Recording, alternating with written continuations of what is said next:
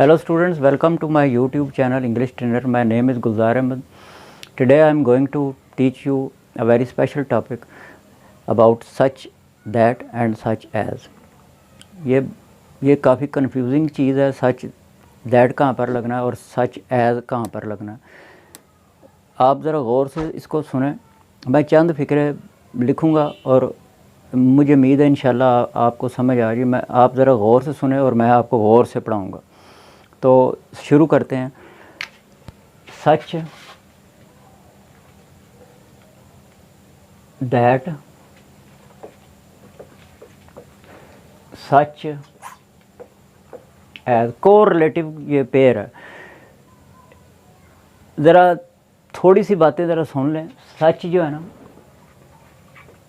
ये डिटर्मिनर है. इसके बाद नाउन आता है, ठीक है. और सो के बाद एडजेक्टिव आता है.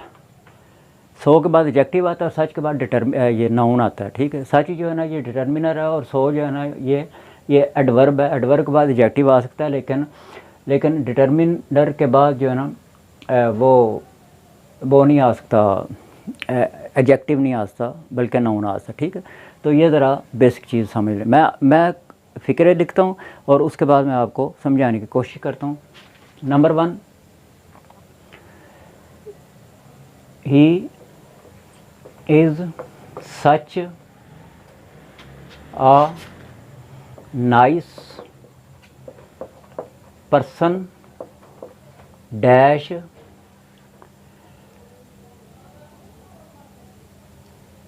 everybody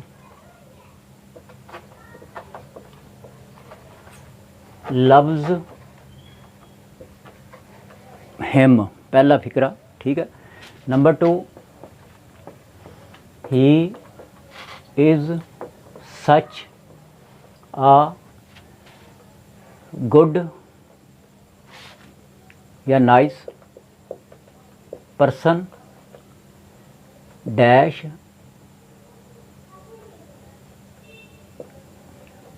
is liked by everybody. 2 फिक्रे लिखे हैं मैंने. तीसरा,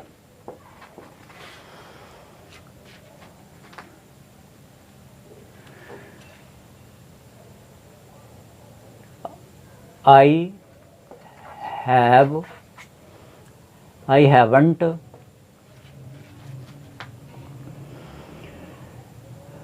haven't read such a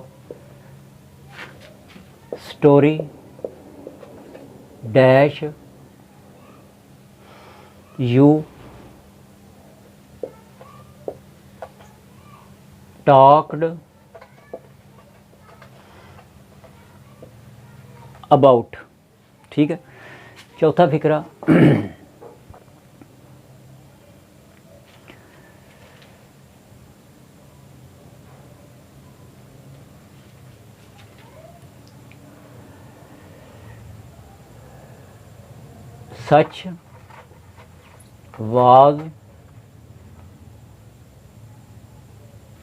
such was the gift dash he gave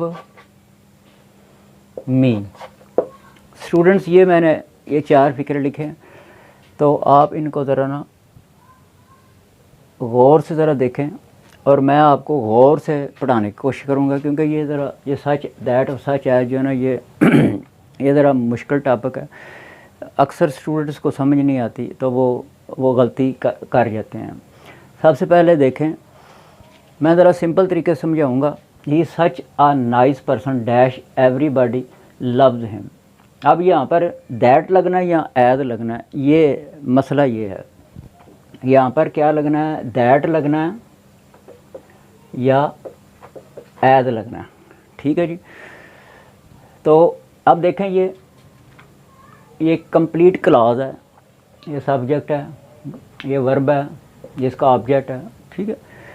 और एवरीबॉडी सब्जेक्ट है, वर्ब है, और ऑब्जेक्ट है यानी प्रेडिकेट है, ठीक है। ये सब्जेक्ट है, ये प्रेडिकेट है, ये सब्जेक्ट है और ये प्रेडिकेट है। जब दो क्लासेस जो है ना वो दो क्लासेस मुकम्मल हों, यानी कि पीछे ये भी सब्जेक्ट है और ये भी सब्जेक्ट है, ठीक है। जब दोनों क्लासेस मुकम्मल हों तो उनको जोड़ने के लिए आपने सच के बाद क्या लगाना, दैट। क्या लगाना, दैट। अच्छा, यहाँ पर क्या आ गया जी, दैट। क्यों लगाना, ये दैट क्या है, ये सिर्फ कंजंक्शन है, दैट सिर्फ कंजंक्शन है, ठीक है, कंजंक्शन है। वैसे रिलेटिव प्रोनाउन का भी काम करता है लेकिन यहाँ पर नहीं, क्योंकि यहाँ पर हर चीज़ मुकम्मल है। ये प्रोनाउन है, ये भी प्रोनाउन है, तो यहाँ पर ज़रूरत नहीं। दूसरा फिक्रा, he is such a good person dash is liked by everybody. अब देखें ज़रा, ये तो क्लास मुकम्मल है, सब्जेक्ट भी हो गया और आगे प्रेडिकेट भी हो गया, ठीक है। और आगे ये इज़ लाइक्ड बाई एवरीबॉडी, ये प्रेडिकेट तो है लेकिन इसका सब्जेक्ट नहीं है, इसका सब्जेक्ट नहीं है, इसका सब्जेक्ट नहीं है। इसका सब्जेक्ट बनाने के लिए हमें कोई यहाँ पर रिलेटिव प्रोनाउन लगाना पड़ेगा।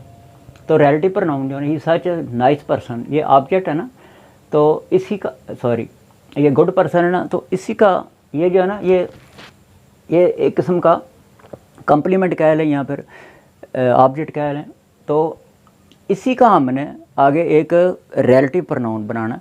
तो वो रिलेटिव प्रोनाउन जो है ना, यहाँ पर दैट नहीं काम करेगा, क्योंकि दैट सिर्फ कंजंक्शन का काम करता है। तो he such a good person as is liked by everybody. तो एज क्या चीज़ है, रिलेटिव प्रोनाउन है, ठीक है, क्योंकि आपने वो एंटीसीडेंट को वो आगे बयान कर रहा है, ये एंटीसीडेंट है पर्सन, ठीक है। तो आगे एज जो है ना, ये किसका काम कर रहा है, रिलेटिव प्रोनाउन का काम कर रहा है। ये कंजंक्शन का भी काम कर रहा है लेकिन दोनों तरीक़ों से ये काम कर रहा है, ठीक है। कंजंक्शन का भी काम कर रहा है लेकिन ये यहाँ पर रिलेटिव प्रोनाउन का भी काम है। यहाँ पर एक प्रोनाउन चाहिए ये क्लास कंप्लीट करने के लिए, तो प्रोनाउन जो ना ये एज दैट नहीं लगे, दैट अगर लगाएंगे तो वो क्या हो जाएगा, कंजंक्शन हो जाएगा, ठीक है। गॉट इट, समझ आ गई। अच्छा, एक ज़रा बात जो है ना वो ज़रा ज़हन नशीन कर लें कि जब भी आएगा सच, उसके बाद या तो आएगा दैट या आएगा सच के बाद एज, ठीक है। ये को रिलेटिव वो है, पेयर है। अच्छा, अब ज़रूरी नहीं है कि ये जो रूल मैंने आपको बताया ये बिल्कुल परमानेंट रूल है। अब इसको ज़रा आपने थोड़ा सा और ज़रा थोड़ा लॉजिकली ज़रा देखना। देखें फिक्र number 3, I haven't red such a story dash you talked about. अब देखें, आप कहेंगे ये सब्जेक्ट है, ये प्रेडिकेट है, ठीक है, ये सब्जेक्ट है, ये प्रेडिकेट है, आगे फिर ये सब्जेक्ट है, आगे ये फिर प्रेडिकेट है। तो यहाँ पर क्या दैट लगना चाहिए कि एज लगना चाहिए? यहाँ पर दैट नहीं लगेगा। क्यों नहीं लगेगा? यहाँ पर क्या लगेगा? यहाँ पर एज लगेगा। क्यों भला? I haven't red such a story. ये स्टोरी जो है ना ये ऑब्जेक्ट है, ठीक है। तो जो एज है ना ये रिलेटिव प्रोनाउन का काम कर रहा है, किसके लिए? इसके लिए, अबाउट के लिए, यानी कि प्रेपोजिशन के लिए। ये ज़रा देखें, प्रेपोजिशन के लिए, क्योंकि प्रेपोजिशन जो है ना बिना नाउन प्रोनाउन के नहीं आती, ठीक है। अब देखें, मैं आपको मिसाल देता हूँ। ही, ये ज़रा देखें, ही लाफ्ड एट, आगे ये गलत है फिक्रा, ही लाफ्ड एट। तो इसके आगे आपको कोई ना कोई प्रोनाउन चाहिए, तो या नाउन चाहिए। ही लाफ्ड एट हिम। तो अब ये ठीक हुआ, ठीक है। अब ये जो एज है ना ये क्या काम कर रहा है? रिलेटिव प्रोनाउन का काम कर रहा है। ये प्रोनाउन, रिलेटिव प्रोनाउन किसके लिए? अबाउट के लिए। तो एज यू टॉक्ड अबाउट, किसके लिए? स्टोरी। ये स्टोरी जो है ना ये असल में ये जो एज है ना ये स्टोरी, ये ऑब्जेक्ट है स्टोरी, और जो एज जो है ना ये इसी का आगे वो रिलेटिव प्रोनाउन का काम कर रहा है, क्योंकि पीछे वो नाउन है और उसका रिलेटिव प्रोनाउन ये है। तो उसी रिलेटिव प्रोनाउन की वजह से ये प्रेपोजिशन का ये क्या बन जाएगा? आगे वो प्रोनाउन बन जाएगा, रिलेटिव प्रोनाउन। तो ये दोनों का काम कर रहा है, ये रिलेटिव प्रोनाउन का भी काम कर रहा है और कंजंक्शन का भी काम कर रहा है, दोनों काम कर रहा है, ठीक है। अब ज़रा देखें, चौथा फिक्र, such was the gift dash he gave me. अब देखें यहाँ पर ये देखें, सच वाज द गिफ्ट, ये मुकम्मल क्लास है, ही गेव मी ये भी मुकम्मल क्लास है।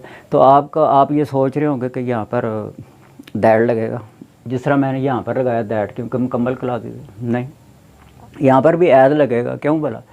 ये देखें एज ही लगेगा, क्योंकि ये यहाँ पर रिलेटिव प्रोनाउन का काम कर रहा है। सच वाज द गिफ्ट, ठीक है, ये गिफ्ट क्या है? ये ऑब्जेक्ट है, ठीक है, ऑब्जेक्ट यानी कि ये नाउन है और ये एंटीसिडेंट काम कर रहा है, और आगे ये जो है ना एज, ये उसका वो है रिलेटिव प्रोनाउन। अच्छा, अब मैंने एज क्यों लगाया, दैट क्यों नहीं लगाया? क्योंकि क्लासेस तो दोनों इक्वल हैं। अब मैंने एज इसलिए लगाया है क्योंकि ये जो गेव है ना, गेव का इनडायरेक्ट ऑब्जेक्ट तो है।